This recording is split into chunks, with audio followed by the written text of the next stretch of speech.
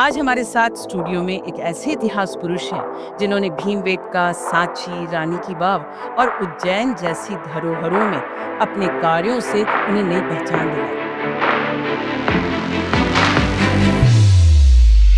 लेकिन शाम को एक पत्रकार का भोपाल से फ़ोन आया कि व्यास जी आपका नाम तो पद्मश्री की लिस्ट में। मैंने ऐसा बना मत यार, क्योंकि मेरे को तो पता भी नहीं यार। टीवी में बता रहे 19वीं नंबर मेरा था कि नारायण व्यास पुरातत्व विज्ञान में उनको पद्मश्री प्रदान की गई है। कि आज से 50 वर्ष पहले हमारे गुरुदेव श्री वाकणकर जी थे, उनको ये पुरस्कार मिला था। तो उस दिन से मन में मेरे कुछ लगने लगा कि क्यों ना हम भी इसके लिए प्रयास करें। तो इसमें हम लोग जो काम किए हैं हम 30 सालों से करते जा रहे हैं, लेकिन जब ये प्रधानमंत्री मोदी जी ने सबके लिए ओपन कर दी, बिल्कुल सही कह रहे हैं, क्योंकि वैसे चींटी भी चढ़ती है, पहाड़ पे गिरती है, चढ़ती है, लेकिन आखिर सफलता मिलती है। उन्होंने वाकणकर जी ने भीमबेटका में एक्सकेवेशन का काम शुरू किया, तो टीम बनानी थी, तो टीम में सबसे पहले मेरे को लिया।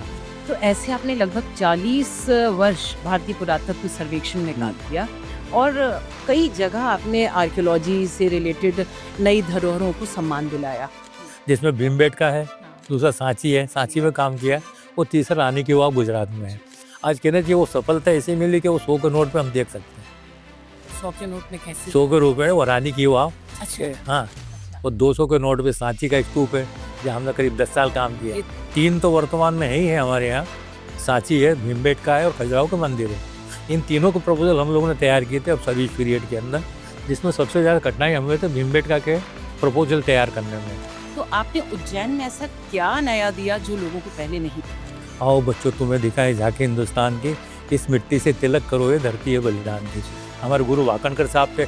इस प्रकार करके मैंने लगभग 150 स्थानों की मिट्टी इकट्ठी की, जिसमें तांत्या टोपे है, लक्ष्मीबाई है, भगत ये चंद्रशेखर आजाद का शहीद स्थल। घर में जो खास खास स्मारक रहे होंगे वहाँ से आप लाए होंगे। नमस्कार, कार्यक्रम पद्मायन में आप सभी का बहुत बहुत स्वागत है। इस कार्यक्रम की विशेष संवाद श्रृंखला में हम ऐसी महान पद्म विभूतियों से बातचीत करते हैं जिन्होंने अपने जीवन में अपनी साधना से सफलता पाई, और हम सुनते हैं उनकी सम्मान की कहानियां। आज हमारे साथ स्टूडियो में एक ऐसे इतिहास पुरुष हैं जिन्होंने भीमबेटका, सांची, रानी की वाव और उज्जैन जैसी धरोहरों में अपने कार्यों से उन्हें नई पहचान दिलाई। हमारे साथ भारतीय पुरातत्व सर्वेक्षण विभाग के एक ऐसे सम्माननीय व्यक्तित्व जिन्होंने लगभग 40 वर्ष तक अपनी सेवाएं दी और हाल ही में उन्हें पद्मश्री सम्मान से सम्मानित किया गया, और वो हैं डॉक्टर नारायण व्यास जी। डॉक्टर नारायण व्यास जी, आपका Bhopal school of social sciences के इस रिदम पॉडकास्ट में हार्दिक स्वागत। सभी को नमस्कार, सभी सुनने वालों को, सभी साथियों को मेरी तरफ से बहुत बहुत धन्यवाद। सर 26 जनवरी के टाइम जब भारत सरकार ने गणतंत्र दिवस की पूर्व संध्या पर आपको पद्मश्री सम्मान देने की घोषणा की और आपने ये खबर सुनी, आपके मन में सबसे पहला क्या इमोशन आया? ऐसा है, पहले पता नहीं चला इस विषय में। मैं उस समय किसी पुरातत्व की मीटिंग में उज्जैन गया हुआ था। वो टीवी पे चल ही रहा था, उसमें अननोन जो लोग हैं उनको दिए जा रहे थे 55-56, लेकिन शाम जब मेरे कुछ विश्वास नहीं हो रहा था। लेकिन शाम को एक पत्रकार का भोपाल से फ़ोन आया कि व्यास जी आपका नाम तो पद्मश्री की लिस्ट में। मैंने ऐसा बना मत यार, क्योंकि मेरे को तो पता भी नहीं यार। टीवी में बता रहे हैं कि अभी 55-56 लोगों का नाम बता रहे, आप बता रहे हो, तो विश्वास नहीं हुआ। तो उन्होंने ऐसे किया कि मेरे को पूरी लिस्ट भेज दी। तो मैंने वाकई फिर विश्वास हुआ कि पूरी जो लिस्ट है लगभग 133, उसमें 19वीं नंबर मेरा था कि नारायण व्यास पुरातत्व विज्ञान में उनको पद्मश्री प्रदान की गई है। बहुत बहुत बधाई सर। धन्यवाद आपको। सर, आपके लिए पद्मश्री क्या मायने रखता है? क्या कहता है इसका अर्थ? एक नई जिम्मेदारी, एक अचीवमेंट या लोगों का विश्वास? ऐसा जी, इसमें सभी चीज़ें हैं। लोगों का विश्वास भी है, अचीवमेंट भी है, और सभी हमारी तपस्या भी है। तो इसमें हम लोग जो काम किए हैं हम 30 सालों से करते जा रहे हैं, लेकिन जब ये प्रधानमंत्री मोदी जी ने सबके लिए ओपन कर दिया कि कोई भी इस पर कर सकता है, क्योंकि क्या था पहले इस प्रकार के कोई नियम नहीं थे। लोग जो काम करने वाले थे वो आगे नहीं आ पाते थे, ऐसे कई थे। तो उनका ये उद्देश्य था कि जो लोग हैं काम कर रहे हैं जिनके बारे में पता नहीं, वो भी सामने आए। तो ये सोच के मैं फॉर्म भरता गया। तो एक दिन ऐसा हुआ कि ये इसी साल यानी गत वर्ष मैंने फॉर्म भरा और 25 जनवरी को ये डिक्लेयर हो गया। तो मेरे लिए बड़ी प्रसन्नता की बात है और खुशी की बात है, मेरे लिए भी है, मेरे परिवार के लिए भी है, साथियों के लिए भी है और विशेष रूप से हमारे मध्य प्रदेश के लिए तो है ही है। और सही इतना बात। बड़ा सम्मान मिलना जी। एक बहुत बड़ी बात है। जीवन के अंदर अपना जो लक्ष्य है अपन जो सोचते हैं वो हमें पूरा हो जाता है। इसके विषय में थोड़ा ये बताना चाहूँगा कि आज से 50 वर्ष पहले हमारे गुरुदेव श्री वाकणकर जी थे, उनको ये पुरस्कार मिला था। तो उस दिन से मन में मेरे को कुछ लगने लगा कि क्यों ना हम भी इसके लिए प्रयास करें। लेकिन मैंने कहा कि इसके प्रयास करने से अभी वर्तमान कोई फायदा नहीं है, क्योंकि अब संभव नहीं हो सकता ये चीज़ हम जो सोचते हैं। लेकिन मन में कहीं ना कहीं एक बात थी। तो जब से ये ओपन किया ना इसको, तो मुझे लगा मुझे भी फॉर्म भरना चाहिए। तो एक दिन ऐसा आया कि मुझे सफलता मिल गई और ये न्यूज़ सबके सामने आई है। और सर बात तो ये है कि जो सच्चे प्रयास होते हैं सफलता उन्हीं को बस मिलती सही है। है।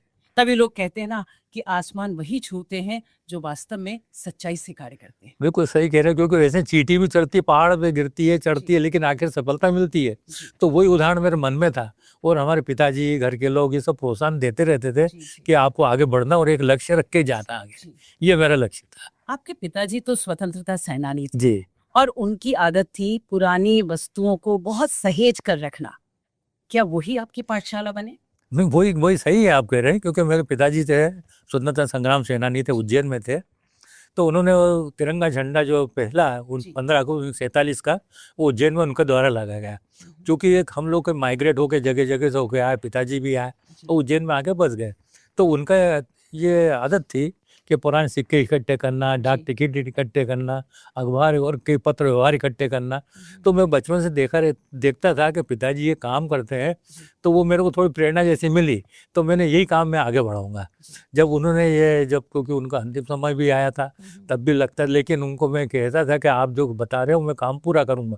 तो आगे मेरे बढ़ के फिर आगे वो काम मैंने पूरा किया और करता ही चला जा रहा हूँ, जो अभी तक चल रहा है। जबकि मैं जानती हूँ आपका विशेष रुझान तो कला और इसमें था पेंटिंग। Drawing painting. जी जी। क्योंकि ऐसा है कि बचपन से मेरी ड्राइंग पेंटिंग की आदत थी, बनाया करता था मैं। अब हम लोग के साधन इतने नहीं थे, तो कोयला घर में पड़ा रहता, जलता था।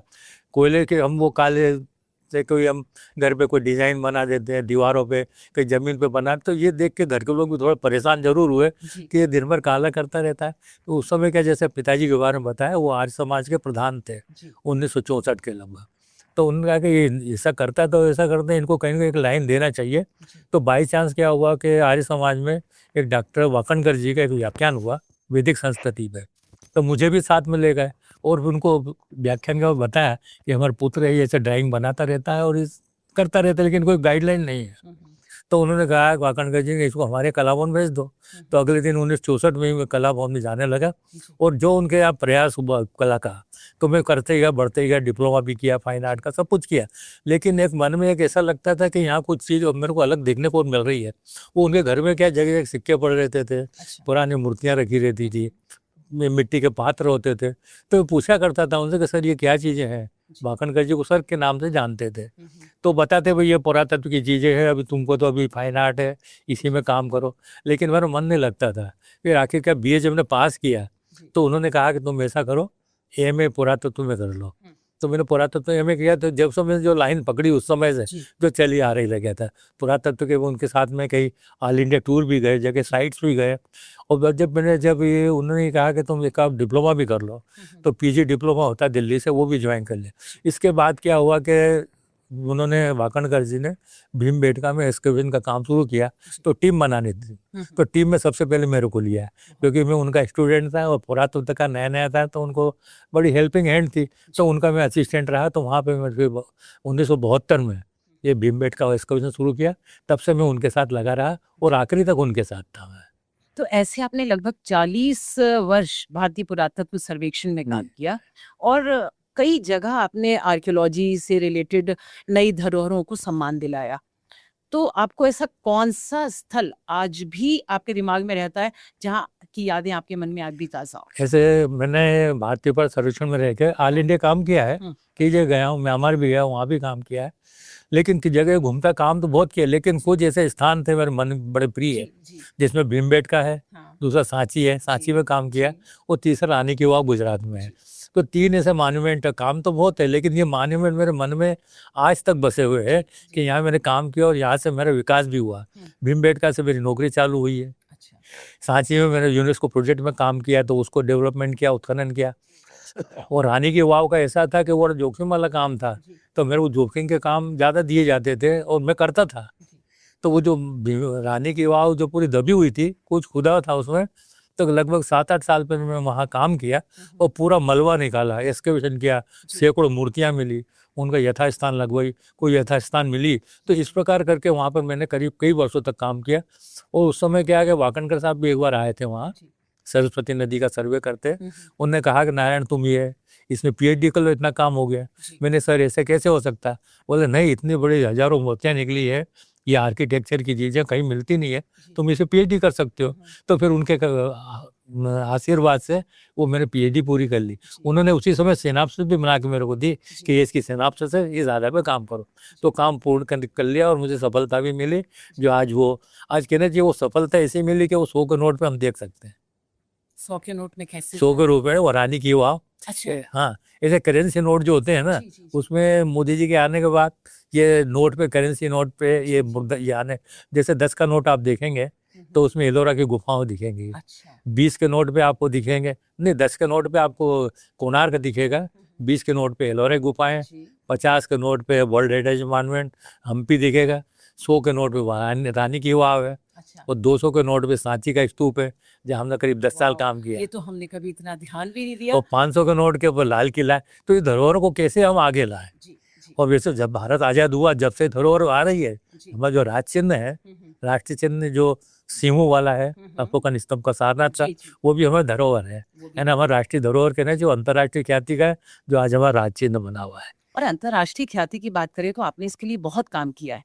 आपने अभी यूनेस्को की बात किया, तो यूनेस्को को जैसे आज अगर हम सोचे तो क्या भारत में अभी भी कोई ऐसी जगह है जिन धरोहरों को हम यूनेस्को की धरोहरों में शामिल कर सकें, उनको अभी खोजने के? वैसे अपने ले तो रहे, लेकिन बहुत अपने ऐसे साइट्स है। तो अभी कोई ऐसे प्रपोजल भारतीय पुरातत्व सर्वेक्षण से, राज्य सरकार से गए हैं, तो कुछ मॉन्यूमेंट को टेंटेटिव लिस्ट में लिया है, जो कभी हो जाएंगे। 3 तो वर्तमान में ही है हमारे यहाँ, सांची है, भीमबेटका है और खजुराहो का मंदिर है।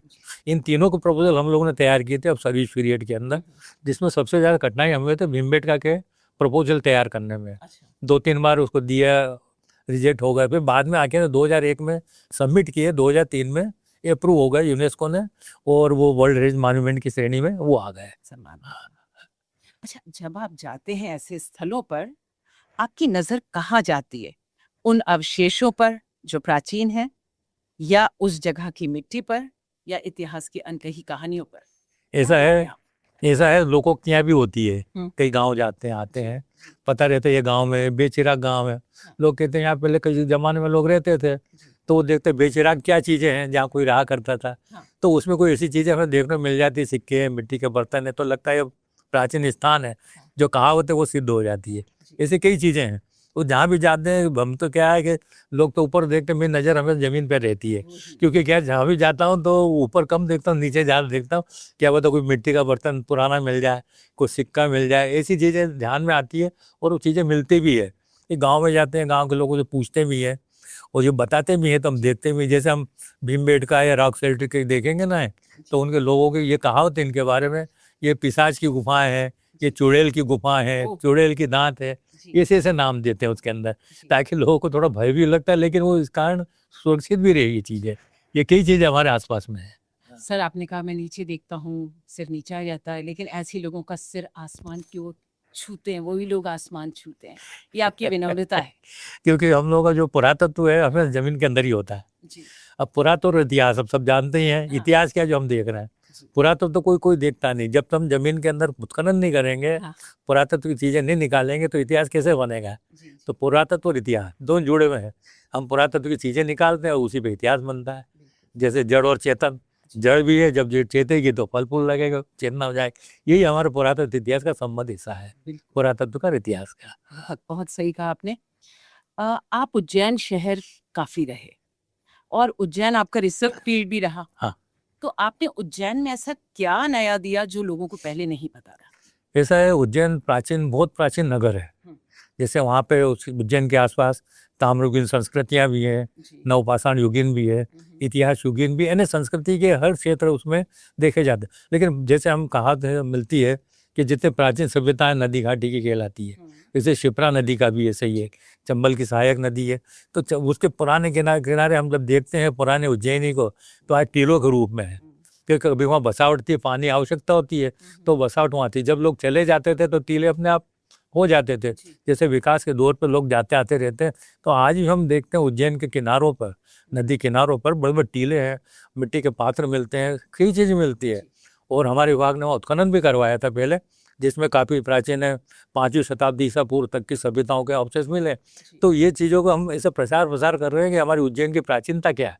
कहावत तो हमें मिलती है पुराने समय से कि उज्जैन प्रसिद्ध था, ये था, लेकिन उन कहावतों को, इन साहित्य को चरितार्थ करने के लिए हमें भ्रमण भी करना पड़ता है। यानी उज्जैन का देखा, उज्जैन का साहित्य बहुत बड़ा है, लेकिन साहित्य को प्रमाणित करने के लिए ये पुरातत्व उत्खनन सर्वेक्षण है। तो हमारे गुरुजी डॉक्टर वाकणकर साहब थे, उनके साथ हम घुमा भी करते थे।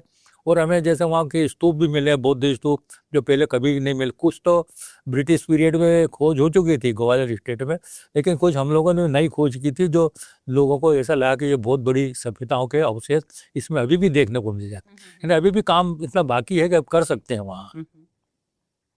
सर, मैं आपसे बात कर रही हूँ और आपके गुरुजी वाकणकर जी के बारे में बार-बार जब आपके मुँह से सुन रही हूँ, तो मुझे लग रहा है कि आज भी ऐसे शिष्य हैं जो गुरु को इतना याद करते हैं। उनके प्रति हम भी नमन करते हैं सर। तो गुरु तो हमारे वाकणकर क्योंकि साहब थे। वास्तव में जो गुरुओं के प्रति श्रद्धा रखता है, सच्चाई से उनका अंतर्गत काम करता है, वही आसमान छूता है। सही कह रहे हैं अच्छा आप, लगा मुझे सुन के।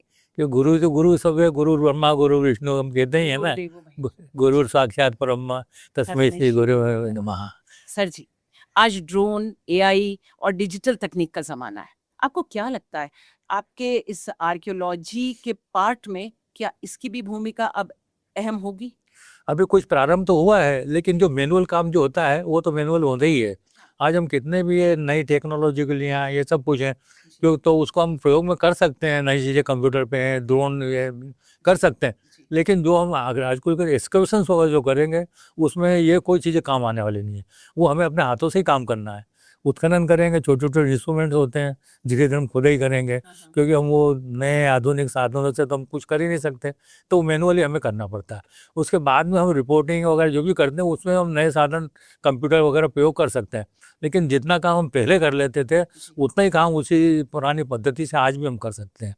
और उसमें जो बाकी कंप्यूटर वगैरह, ये तो रिपोर्ट और सब चीज़ें करने के लिए ठीक रहते हैं। तो हम लोग सर, जैसे आपने अभियान चलाया, इस मिट्टी को तिलक करो, ये धरती है, बलिदान किया।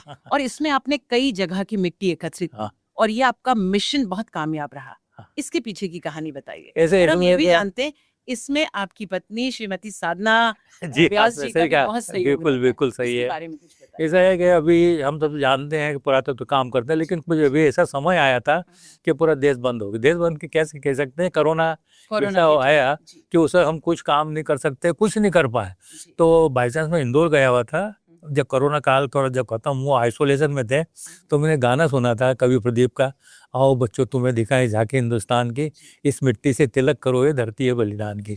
तो बाई चांस क्या होगा, उस समय हमारा आज़ादी का अमृत महोत्सव प्रारंभ हो रहा था, 75 साल। तो जगह जगह नए अभियान शुरू हो रहे थे, लेकिन मैंने भी सोचा कि मैं क्यों काम क्यों ना करूं। तो मुझे क्या, जब ये गाना सुना कवि प्रदीप का, तो मुझे लगा कि ये नया सब्जेक्ट है और अभी तक किसी ने शायद काम नहीं किया। तो उसी दिन से जब इंदौर था, सबसे पहले मैं वहाँ राणा बख्तावर सिंह जो विधि वहाँ अमझेरा के शासक थे, उनको इंदौर में फांसी दी गई थी, मैं उस स्थान पता करते गया और वहाँ की मिट्टी लेके आया, वो सर पे लगाई। फिर मैंने कहा ये मेरा पहला अभियान है। फिर बाद में उज्जैन तो हमारा घर है, मेरे पिताजी की, उनकी भी मिट्टी ली, क्योंकि उस मकान में रहते थे, उसका भी हमने ली।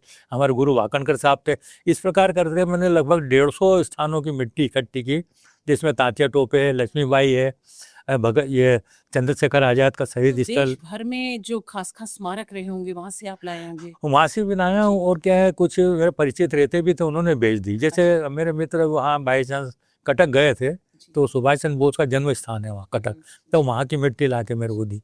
और ने बनारस से मदन मोहन मालवीय है, लाल बहादुर शास्त्री है, क्योंकि टेरिस तो लक्ष्मीबाई बहुत जी, होता है। जी। इनके यहाँ फिर जहाँ, लेकिन अधिकतर साइट पे मैं खुद ही गया हूँ, लक्ष्मीबाई की समाधि से मैं लेके आया हूँ, तात्या टोपी के लाया हूँ, उज्जैन, इंदौर, भोपाल और इनकी जगह कई जगह लगभग मैं 30-40 प्रदर्शनियाँ इनके लगा चुका हूँ सब जगह। और क्या है, स्कूलों में लगाए तो लोग बच्चे कहते इस मिट्टी में क्या रखा है, तो हमारे भी मिट्टी है, लेकिन मिट्टी मिट्टी में फर्क है।